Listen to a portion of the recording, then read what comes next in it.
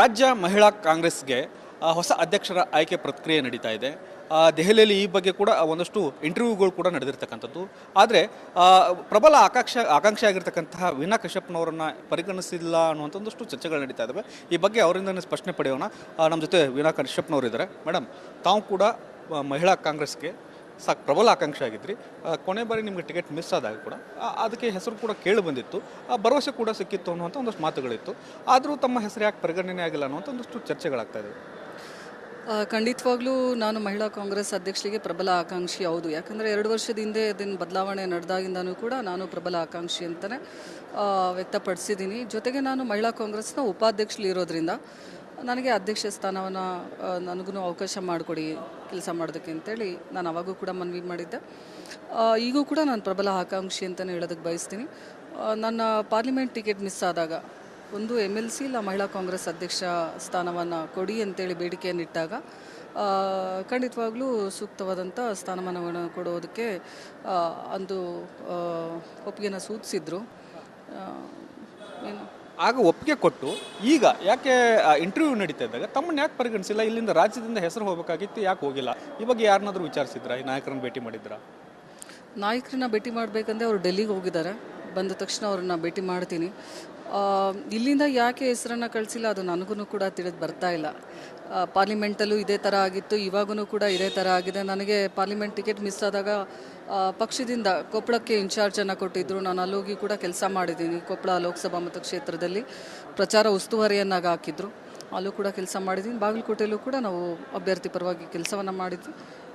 ಜೊತೆಗೆ ಅಂದಿನ ಸಮಯದಲ್ಲಿ ನನಗೆ ಹೇಳಿದಂಥದ್ದು, ನಾವು ಬೇಡಿಕೆ ಇಟ್ಟಂಥದ್ದು MLC ಇಲ್ಲ ಅಂತಂದರೆ ನಮಗೆ ಮಹಿಳಾ ಕಾಂಗ್ರೆಸ್ ಅಧ್ಯಕ್ಷ ಸ್ಥಾನಮಾನವನ್ನು ನೀಡಬೇಕು ಅಂತೇಳಿ. ಯಾಕೆ ಹೆಸರು ಹೋಗಿಲ್ಲ ಅಂತೇಳಿ ಅದು ನನಗೂ ತಿಳಿದು ಬಂದಿಲ್ಲ. ಸಂಜೆ ನಾಯಕರು ಬಂದ ಮೇಲೆ ಭೇಟಿಯಾಗುವಂಥ ಕೆಲಸವನ್ನು ಮಾಡಿದೆ. ಬಾಗಲಕೋಟೆಗೆ ಸ್ಟ್ರಾಂಗ್ ಆಸ್ಪರೆಂಟ್ ಆಗಿದ್ರಿ, ಆಗಲೂ ಕೂಡ ಹೆಸರು ರೆಫರ್ ಆಗಿಲ್ಲ ಅನ್ನುವಂಥ ಮಾತುಗಳು ಮತ್ತು ನಾಯಕರು ಸ್ಪಷ್ಟನೆ ಕೊಟ್ಟಿದ್ರು. ಈಗಲೂ ಕೂಡ KPCC ಮಹಿಳಾ ಕಾಂಗ್ರೆಸ್ ಘಟಕ ಕೂಡ ಪ್ರಬಲ ಆಕಾಂಕ್ಷೆ ಆಗಿದ್ರು, ಈಗಲೂ ಕೂಡ ಹೆಸರು ಹೋಗಿಲ್ಲ ಅನ್ನೋ ಯಾವ ಕಾಣದ ಕೈಗಳು ಅಥವಾ ನಿಮ್ಗಾಗದೇ ಇರೋರು ಪಕ್ಷದಲ್ಲಿ ಈ ಥರದ ಚಟುವಟಿಕೆಗಳನ್ನು ಮಾಡ್ತಾ ಇದ್ದಾರೆ, ತಮ್ಮನ್ನು ಬೇಕಂತ ತುಳಿಯುವಂಥ ಕೆಲಸಗಳು ಏನಾದರೂ ಆಗ್ತಾ ಇದಾವೆ ಅಂತ? ಪದೇ ಪದೇ ಇದು ಯಾಕೆ ಆಗ್ತಾ ಇದೆ ಅಂತೇಳಿ ನನಗೂ ಕೂಡ ತಿಳಿದು ಬರ್ತಾ ಇಲ್ಲ. ವೀಣಾ ಕಶ್ಯಪ್ನವ್ರು ರೆಬಲ್ ಅನ್ನುವಂಥ ಕಾರಣಕ್ಕೆ ಏನಾದರೂ ಇರ್ಬೋದಾ? ನನಗೂ ಅದು ಅರ್ಥ ಆಗ್ತಾ ಇಲ್ಲ ಏನಕ್ಕೆ ಅಂತೇಳಿ. ಇದನ್ನು ನಮ್ಮ ನಾಯಕರಿಗೆ ಕೇಳಿದ್ರೇ ಸೂಕ್ತ ಅಂತೇಳಿ ಹೇಳೋದಕ್ಕೆ ಇಷ್ಟಪಡ್ತೀನಿ. ರೆಬಲ್ ಅನ್ನೋ ಪದ ಉಪಯೋಗಿಸಿದ್ರಿ, ರೆಬಲ್ ಯಾವುದಕ್ಕಾಗಿದ್ರಿ? ನೀವು ಪಕ್ಷಕ್ಕೆ ಅಸಮಾಧಾನ ತೋಡ್ಕೊಂಡಿದ್ರಿ, ಹಾಗಂತ ನೀವೇನು ಸ್ಪರ್ಧೆಯನ್ನು ಮಾಡಲಿಲ್ವಲ್ಲ, ಸಮಾಧಾನವಾಗಿ ಕೆಲಸ ಮಾಡಿದಿರಿ. ಅದು ತೃಪ್ತಿ ಆಗಿರ್ಬೋದು, ಇಲ್ಲದೇ ಇರಬಹುದು, ಆದರೆ ಕೆಲಸ ಮಾಡಿದ ಮೇಲೂ ಕೂಡ ಯಾಕೆ ನಿಮ್ಮನ್ನು ರೆಬಲ್ ಅಂತ ಪರಿಗಣಿಸ್ತಾರೆ? ಇದು ನನಗೆ ಏನಕ್ಕೆ ಈ ಥರ ಆಗ್ತಾಯಿದೆ ಅಂತೇಳಿ ತಿಳಿದು ಬರ್ತಾ ಇಲ್ಲ. ಪಕ್ಷದಲ್ಲಿ ನಾವು ಕಳೆದ 20 ವರ್ಷದಿಂದನೂ ಪಕ್ಷಕ್ಕೋಸ್ಕರ ದುಡಿತಾ ಬಂದಿದ್ವಿ. ನಮ್ಮ ಕುಟುಂಬ ಕೂಡ ಕಾಂಗ್ರೆಸ್ ಪಕ್ಷದ ಶಿಸ್ತುಬದ್ಧವಾಗಿ ಕಾಂಗ್ರೆಸ್ ಪಕ್ಷಕ್ಕೆ ದುಡಿತಾ ಬಂದಂಥದ್ದು. ಕಳೆದ 60 ವರ್ಷದಿಂದ ನಮ್ಮ ಕುಟುಂಬ ಕಾಂಗ್ರೆಸ್ ಪಕ್ಷದ ಶಿಸ್ತಿನ ಸಿಪಾಯಿಯಾಗಿ ಕೆಲಸ ಮಾಡ್ತಾ ಇದ್ವಿ. ಜೊತೆಗೆ ಇವತ್ತು ಅವಕಾಶಗಳು ಯಾಕೆ ತಪ್ತಾ ಇದೆ ಮೇಲಿಂದ ಮೇಲೆ ಅಂತೇಳಿ ನನಗೆ ಇದು ಅರ್ಥ ಆಗ್ತಾ ಇಲ್ಲ. ಉತ್ತರ ಕರ್ನಾಟಕಕ್ಕೆ, ಮುಖ್ಯವಾಗಿ ನಮಗೆ ಉತ್ತರ ಕರ್ನಾಟಕಕ್ಕೆ ಅವಕಾಶವನ್ನು ಕೊಡಿ. ನಮ್ಮ ಲಿಂಗಾಯತ ಸಮುದಾಯ ಸಾಕಷ್ಟು ಸಂಖ್ಯೆಯಲ್ಲಿ ನಾವು ಮತದಾನ ಮಾಡಿದ್ದೀವಿ, ಸರಿ ನಮಗೆ ಅವಕಾಶವನ್ನು ಮಾಡಿಕೊಡಿ ಅಂತೇಳಿ ಪದೇ ಪದೇ ನಾವು ಅದು ಬೇಡಿಕೆಯನ್ನು ಇಡ್ತಾ ಇದ್ದೀವಿ. ಉತ್ತರ ಕರ್ನಾಟಕ ಯಾಕೆ ತಿರಸ್ಕಾರ ಪಡ್ತಾ ಇದೆ ಅಂತೇಳಿ ಅದು ನನಗೆ ಅರ್ಥ ಆಗ್ತಾ ಇಲ್ಲ. ಇದಕ್ಕೆಲ್ಲ ನಮ್ಮ ನಾಯಕರನ್ನು ನಾನು ಭೇಟಿ ಮಾಡಿ ಇವತ್ತು ಸಂಜೆ ಚರ್ಚೆ ಮಾಡಬೇಕು ಅಂತೇಳಿ ಅಂದ್ಕೊಂಡಿದ್ದೀನಿ. ಇನ್ನೂ ಕೂಡ ಆಯ್ಕೆ ಪ್ರಕ್ರಿಯೆ ಮುಗಿದಿಲ್ಲ, ನಡೀತಾ ಇರೋದ್ರಿಂದ ನಾಯಕರ ಮೇಲೆ ಒತ್ತಡ ತರ್ತಕ್ಕಂಥದ್ದು, ಸಮುದಾಯದಿಂದ ಒತ್ತಡ ತರ್ತಕ್ಕಂಥ ಕೆಲಸಗಳು ತಮ್ಮಿಂದ ಆಗುತ್ತಾ ಅಂತ? ಖಂಡಿತವಾಗ್ಲೂ ಇದರ ಬಗ್ಗೆ ನಮ್ಮ ಸ್ವಾಮೀಜಿಗಳು ಕೂಡ ಚರ್ಚೆಯನ್ನು ಮಾಡಿದ್ದಾರೆ. ಮಾನ್ಯ ಅಧ್ಯಕ್ಷರ ಹತ್ರ ಆಗಿರ್ಬೋದು, ನಮ್ಮ ಪಕ್ಷದ ಕಾರ್ಯಾಧ್ಯಕ್ಷರು ಹಾಗೂ ನಮ್ಮ ಬಾಗಲಕೋಟೆ ಜಿಲ್ಲೆಯ ಉಸ್ತುವಾರಿಗಳಾದಂಥ ವಿನಯ್ ಕುಲಕರ್ಣಿ ಅಣ್ಣವ್ರಿಗೂ ಕೂಡ ಸ್ವಾಮೀಜಿಯವರು ಚರ್ಚೆ ಮಾಡಿದ್ದಾರೆ. ನಾನು ಕೂಡ ಅವ್ರ ಹತ್ರ ಚರ್ಚೆ ಮಾಡಿದ್ದೀನಿ. ಸಮುದಾಯವಾರು ನಾವು ಹಲವಾರು ಜನ ನಾವು ಇದ್ರ ಬಗ್ಗೆ ಚರ್ಚೆಯನ್ನು ಮಾಡ್ಕೊಂಡಿದ್ದೀವಿ. ಅದ್ರ ಜೊತೆಗೇ ಇವತ್ತು ಎಲ್ಲ ಸಮುದಾಯದ ಮಹಿಳೆಯರು ಕೂಡ ಇವತ್ತು ಉತ್ತರ ಕರ್ನಾಟಕದಿಂದ ನಾನು ಆಗಬೇಕು ಅನ್ನುವಂಥ ಒಂದು ಅಪೇಕ್ಷೆಯನ್ನು ವ್ಯಕ್ತಪಡಿಸ್ತಾ ಇದ್ದಾರೆ. ಜೊತೆಗೆ ನನಗೂ ಕೂಡ ಉತ್ತರ ಕರ್ನಾಟಕದವರಿಗೆ ಒಂದು ಅವಕಾಶವನ್ನು ಕೊಡಿ ಎನ್ನುವಂಥ ಪ್ರಬಲವಾದಂಥ ಒಂದು ಬೇಡಿಕೆಯನ್ನು ನಾನು ಕೂಡ ಇಡ್ತಾ ಇದ್ದೀನಿ.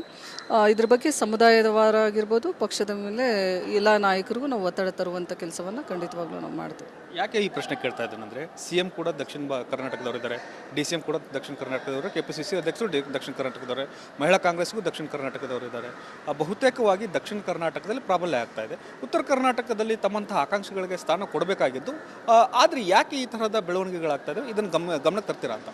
ಖಂಡಿತವಾಗ್ಲೂ ಇವತ್ತು ಲಿಂಗಾಯತ ಸಮುದಾಯ ಸಾಕಷ್ಟು ದೊಡ್ಡ ಪ್ರಮಾಣದಲ್ಲಿ ಇರುವಂಥ ಸಮುದಾಯ. ಇವತ್ತು ವೀರಶೈವ ಲಿಂಗಾಯತ ಏನು ನಾವು ಸಮಾಜ ಅಂತ ಹೇಳ್ತೀವಿ, ಇದು ಅತಿ ಹೆಚ್ಚು ಸಂಖ್ಯೆಯಲ್ಲಿ ಇರುವಂಥ ಜನಸಂಖ್ಯೆ. ಅದರಲ್ಲಿ ಉತ್ತರ ಕರ್ನಾಟಕದಲ್ಲಿ ಪ್ರಬಲವಾಗಿದ್ದೀವಿ. ನಮಗೂ ಕೂಡ ಉತ್ತರ ಕರ್ನಾಟಕದವರಿಗೆ ಮಹಿಳಾ ಕಾಂಗ್ರೆಸ್ನ ಅಧ್ಯಕ್ಷ ಸ್ಥಾನವನ್ನಾದರೂ ಕೊಡಿ ಅಂತೇಳಿ ನಮ್ಮ ಒಂದು ಪ್ರಬಲವಾದಂಥ ಬೇಡಿಕೆ. ಇದಿಷ್ಟು ರಾಜ್ಯ ಮಹಿಳಾ ಕಾಂಗ್ರೆಸ್ ಘಟಕಕ್ಕೆ ಆಕಾಂಕ್ಷಿಯಾಗಿರ್ತಕ್ಕಂಥ ವೀಣಾ ಕಶ್ಯಪ್ನವರ ಮಾತು. ನಾನು ಉತ್ತರ ಕರ್ನಾಟಕದವಳು ಮತ್ತು ನನಗೆ 2 ಬಾರಿ ಸ್ಥಾನ ವಂಚಿತವಾಗಿದೆ. ಈ ಬಾರಿ ಆದರೂ ಕೂಡ ನನಗೆ ಮಹಿಳಾ ಕಾಂಗ್ರೆಸ್ ಘಟಕದ ಅಧ್ಯಕ್ಷ ಸ್ಥಾನವನ್ನು ಕೊಡಬೇಕು ಅನ್ನುವಂಥ ಒಂದು ಒತ್ತಾಯನ ಮಾಡ್ತಾ ಇದ್ದೇನೆ. ಈ ಬಗ್ಗೆ ನಾನು CM DCMನ ಭೇಟಿಯಾಗಿ ಮನವರಿಕೆ ಮಾಡುವಂಥ ಕೆಲಸವನ್ನು ಮಾಡ್ತೇನೆ ಅನ್ನೋಂಥ ಮಾತನ್ನು ಹೇಳ್ತಾ ಇದ್ದಾರೆ. ಕ್ಯಾಮ್ರಾಮನ್ ಮಂಜುನಾಥ್ ಜೊತೆ ಬಸವರಾಜ್ ಚರಂತಿಮಠ್, ರಿಪಬ್ಲಿಕ್ ಕನ್ನಡ. ಇದು